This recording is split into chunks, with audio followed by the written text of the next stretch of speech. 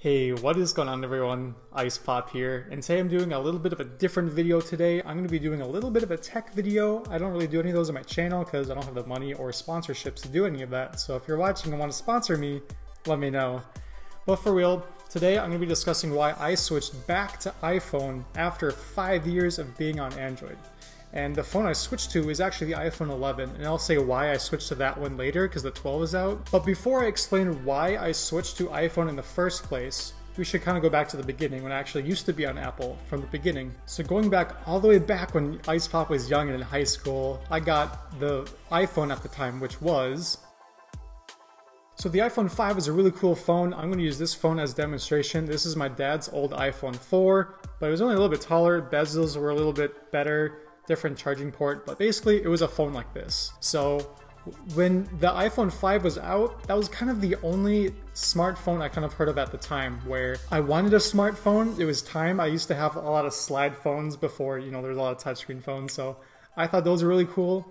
It was time for me to get a smartphone. I was really excited, so I saved birthday money, Christmas money, allowance money, all that stuff to get myself a white iPhone 5. And I got a white iPhone because the black iPhone, the metal on the back, when it scratched, you could see the paint kind of get removed. On the white one, that wasn't really the case because they didn't really dye the aluminum. But regardless, I got a white iPhone 5 for my very first smartphone, and to me, in the phone industry, that was innovative. They had their own app store, you could play games. I was there when Clash of Clans first came out, and now it's still being advertised on YouTube all these years later. It's crazy. And I was there for Angry Birds, Flappy Bird, if you ever played that one. That was really rage-inducing. I remember that very well. So my first smartphone was an iPhone. I don't really know too much about the tech industry at the time like I do now. I'm really into technology now. So at the time, it was a great phone. I enjoyed it. And with Verizon, I was on a 2-year contract. So when 2 years came up, I was looking for my new phone. And the iPhone, I believe 6 was coming out because it went from 5 the 5S was introduced Siri, and then I believe it was the 6. So when the iPhone 6 came out, I was looking for a new phone to get. But I remember, it was like a Sunday night football, American football.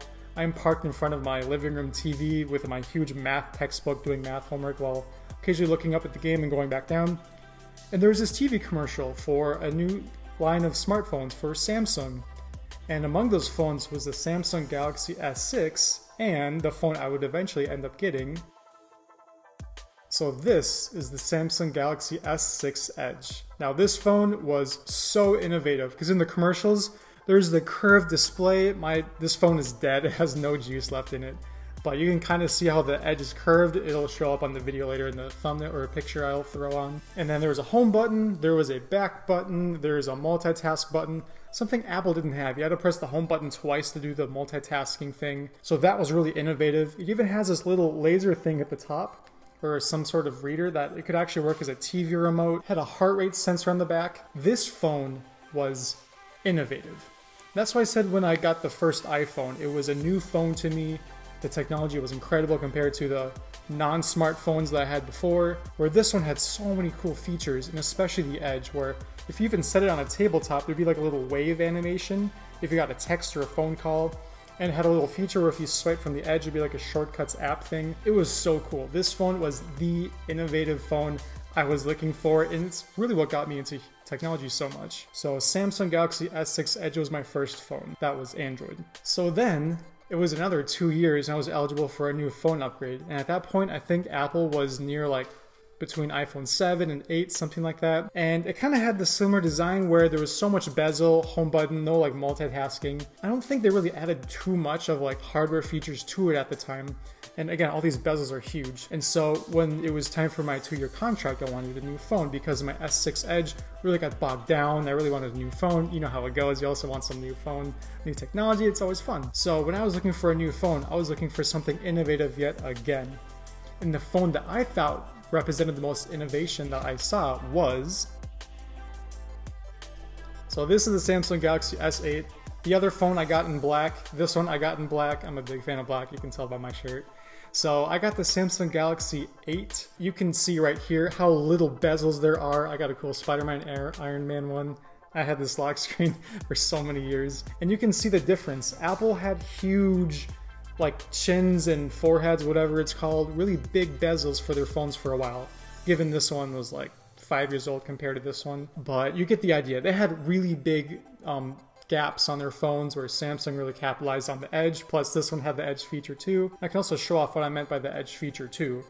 So if you were to swipe from the edge, you got this little shortcuts feature, and that was really cool to be able to access apps that way. It was really cool, really innovative, and it was also waterproof.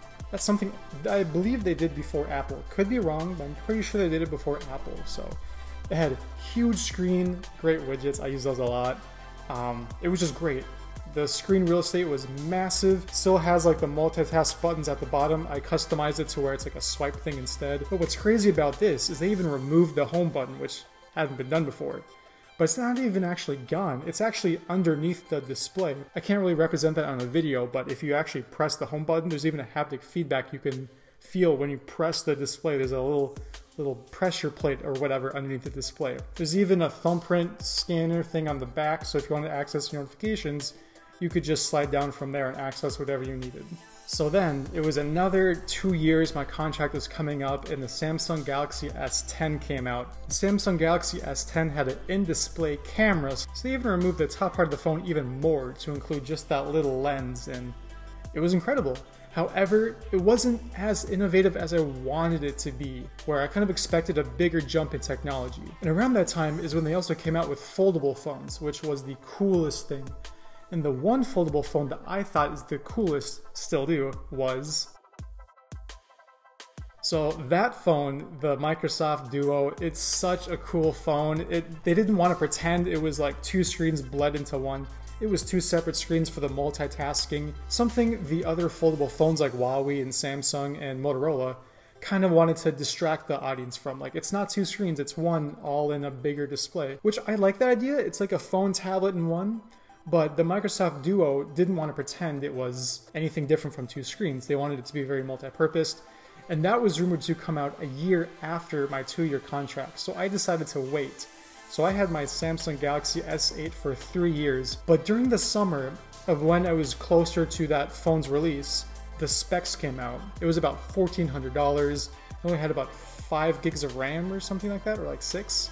For two screens, that was kind of small. And the milliamp hour battery wasn't what I wanted it to be. The processor was a year dated from the current Snapdragon processor that was out at the time. So it didn't really seem like that was the phone I wanted. So I was lost. Do I go with a Samsung? Do I get a Google Pixel, which runs Android super well? Or what phone do I get? And then Apple created iOS 14. When Apple released the leaks for iOS 14, or rather people discovered it, there was going to be widgets, which is something I used a lot on Android, daily, all the time.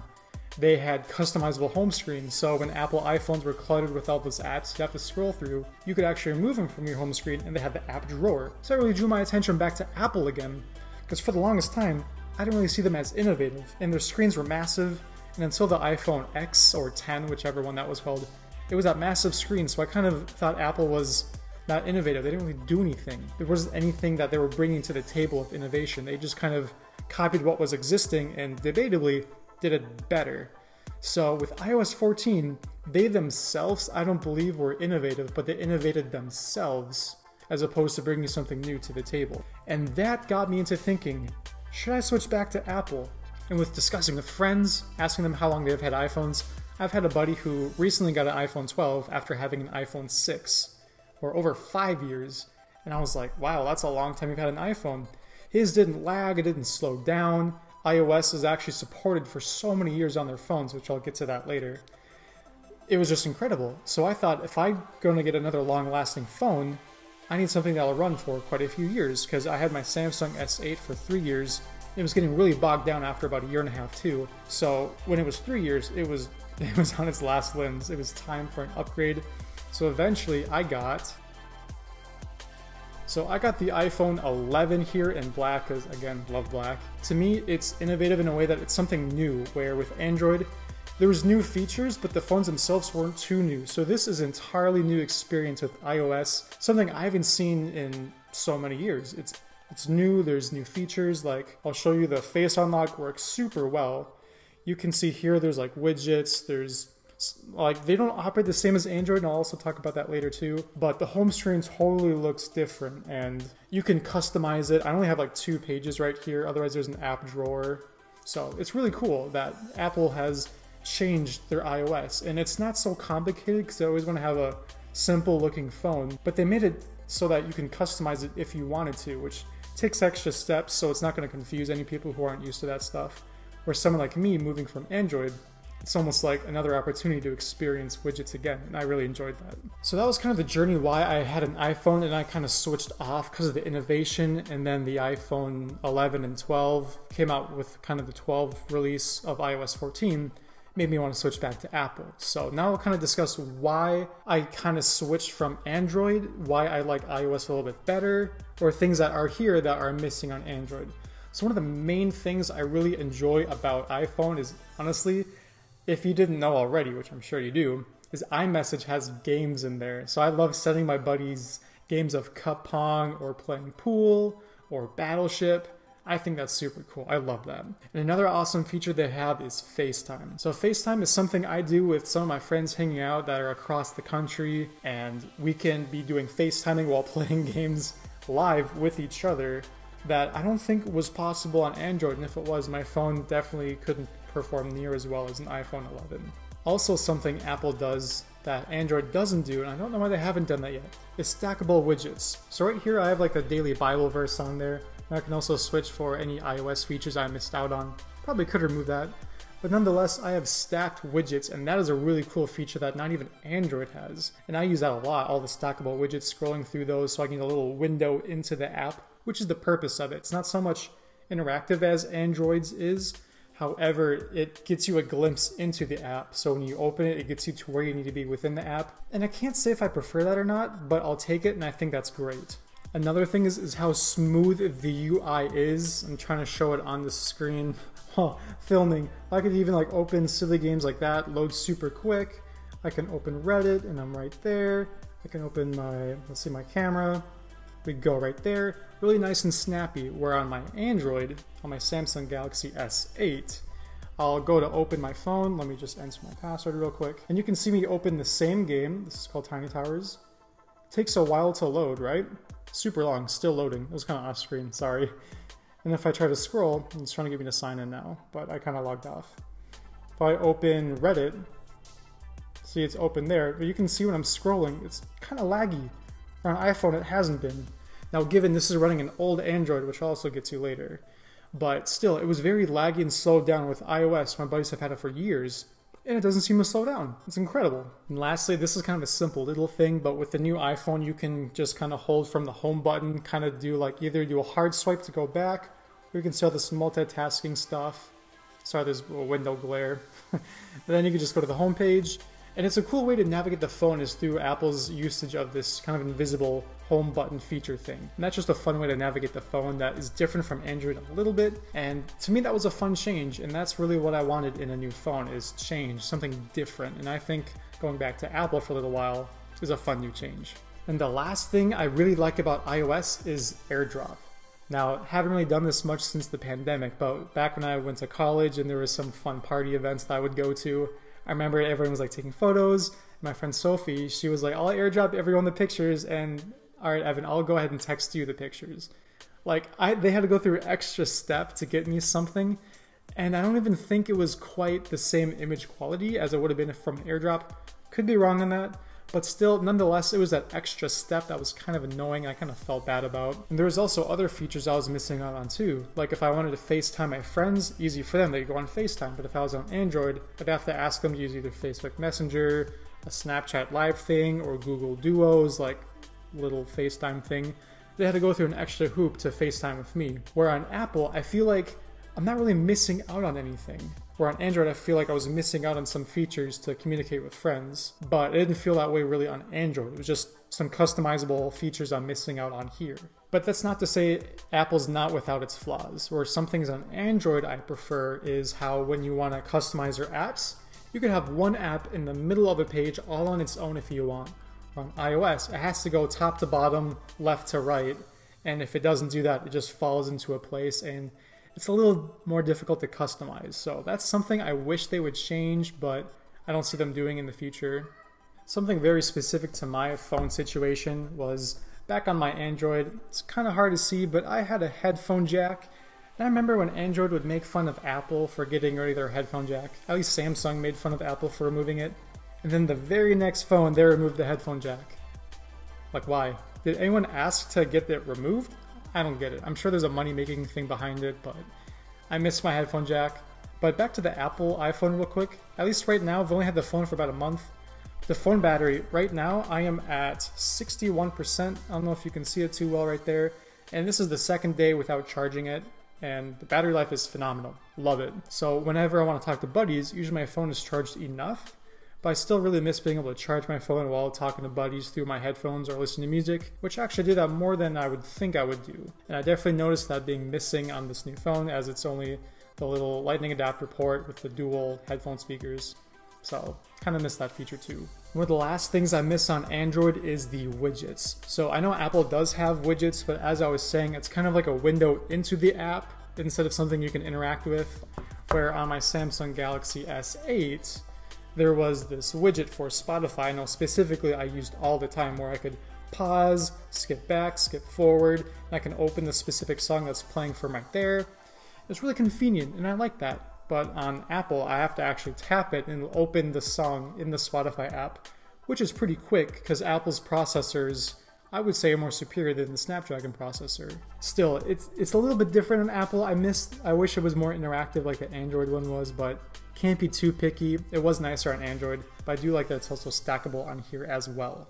But all in all, I like both phones. I love that having this new iPhone is just a new experience for me. And I really like that it's something, a new way to interact with my phone through the home button, and it loads so fast, and Face ID works super well. I'm a big fan of that. And something that I believe Mr. Who's the Boss explained, if I remembered what video it was, I'll link it in the description below. But he said, what is your phone if not a gateway to your apps? And I can clearly tell that app developers have really optimized the app experience for iOS, where with Android, it's not quite a one-piece-fits-all, where each Android phone tries to alter Android a little bit to their specificities. It just feels more laggy, not as responsive. Or on Apple, it just feels right. Biggest example is on Reddit, where Reddit, it scrolls super fast, super smooth. If I open a comment section, I can just swipe back, and it's easy. I like that. So it's really optimized with the iOS, which I really appreciate. However, I will admit I really miss the Android's back button. So as you could see on Reddit, you could like swipe back, but I don't know if that's an iOS feature or if that's specifically something the app developer integrated that you could do. So I know you can do that in the texting area in iMessage, but it's not quite like a back button, where that's a little bit more universal that I could use on games, web pages, stuff like that on my Android. So I really do miss a back button. I wish you could customize the assistive touch to add something like that, where I can like pull down my control center if I want to from there. Why can't there be a back button? I don't know, maybe I'm asking too much, maybe that's too picky, I don't know. So anyways, that is about it. That is why I switched from iPhone to Android, then ultimately back to Apple yet again. I will not say I'm an Apple fanboy. I don't know if I'll be sticking with Apple forever. I definitely know I'll be keeping this for at least 2 years because of those good old 2-year contracts. But yeah, I'm really happy with the iPhone experience. I really like it. I think it's fun. And the main reason why I'm making this video is in case any of you are on the fence of getting a phone upgrade, of whether you want to go to iPhone or stick on Android. Hopefully this video kind of helped you kind of decide which way you wanted to go. If you wanted to try another experience or try another Android phone again, the type of Android, what makes it really good, what things are different on iOS that you might be missing out on. And yeah, I just kind of wanted to compile all of those features into one video. Also, something I want to mention before this video ends, is the reason why I got the iPhone 11, because the 12 came out this year, is the battery life didn't seem quite as good as the iPhone 11. I did a lot of research about the battery life of the milliamp hours and the efficiency of the processors and stuff like that. So iPhone 11 seemed like the best bet. Plus, after waiting for the 12 to come out, it made this phone a lot cheaper. So that was a huge plus, because phones are expensive. So that's going to do it for me. Let me know in the comments below what type of phone you have, why you prefer it, and if you're thinking of switching to whatever phone. Please keep it civil in case this video blows up in popularity for whatever reason. Hopefully you guys enjoyed, and thank you all so much for watching, and I hope to see you in another video.